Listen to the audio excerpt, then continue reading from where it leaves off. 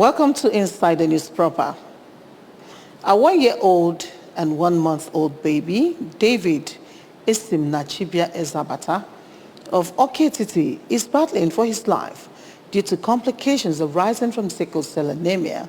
His mother, Mrs. Susan Ezabata, is appealing passionately for financial assistance to enable David have bone marrow transplant in faraway India.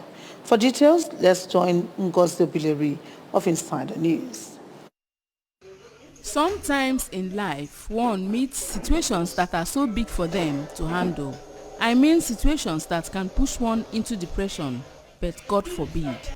How would you feel to wake up one day to see your 2-week-old baby wailing because of unbearable pains he is going through? As if that was not enough, he was taken to the hospital where it was discovered he has sickle cell anemia. And for the past 4 days, it has been so hard for him to pass out food. He has been in pain. This is 12 o'clock in the night. And this is the way it has been for the past 4 nights now. We will do everything possible to make him pass out food. It was all to no avail. So right now we are trying every possible means so that he can pass out food. But it's still so difficult for him. And right now his body is so hot. I know at this point you will be asking, why did the parents get married when they know they are not compatible? I asked the same questions too. But here is the answer.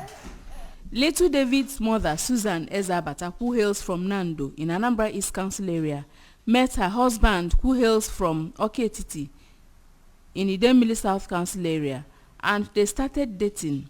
The husband's genotype being AS, Susan's genotype being AA, or so she thought, because she had conducted the genotype test when she was in school, and the result came out AA, until it was time for them to get married. By then, she was already pregnant with her first child. At this point, they couldn't call off the wedding, but decided to move on.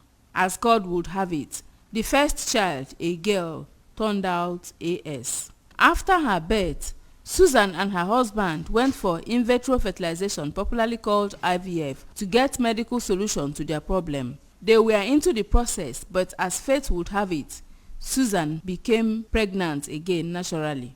She carried the pregnancy and had David Esimnachibia Ezabata. David's crisis started just 2 weeks after he was born. Many medical practitioners questioned that, but it was true. Multiple cry, multiple pain, cardiac crisis, metabolic crisis, muscular crisis, pains in the joints, in the muscle, always passing out physics with blood because it takes him days to pass out physics.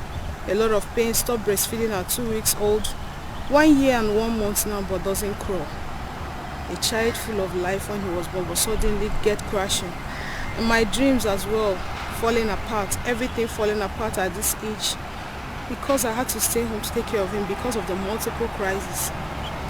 And haven't gone through a lot of processes and expensive medical care to take care of him, it was advised to take David for a bone marrow transplant. Through Sickle Cell Foundation Lagos State and through some medical practitioners, we find out that it has a cure. We thank God for that, and the cure is bone marrow transplant. Bone marrow transplant, once done, the child will automatically be fine. And David has 100% chance of survival if he goes for the transplant in India. Bone marrow transplant is not done for children in Nigeria. It can only be done in India or US. But US is expensive, and we decided to go for India. And haven't thought about the cost, which I and my husband are not capable to handle, and not also being able to give in to losing our son. We decided to seek the help of our people in the Anambra, the help of every Igbo, the help of Nigerians, to please, Bikun. I can't bear losing the one I have, knowing that medically I can't go for another. I have dreams that I want to really come to pass. I grew with so much hardship, and now that God has taken me to some heights, I want to give back to society. And staying home this way with my sick son could rob them away from me. I want him to live because David has chance to live. And I also want to live because I have the reason to live. But it can't happen without your help. God can help me, but he can't do that without all of you. Please, I'm calling on you today to please relieve the pain of David and give him chance to live. It's hard for me to do what I'm doing, but I'm doing it because the pain of not making effort is worse than depression. I feel it's okay to do this for my son. We are looking at 32 to 35 million naira because it's a 6-month stay in India. We don't know if that will be enough, but that will serve. Now that Susan is between the devil and the deep blue sea, if she allowed David to die, but God forbid, she cannot have another child because of the complications she had while giving birth to David. And to save David's life requires a bone marrow transplant, a major surgery that will be done in India to the tune of 35 million naira. Which of the two choices will she follow? If you ask me, I think it will be better to give David chance to live. After all, the innocent boy is not to be blamed for the predicament that befell him.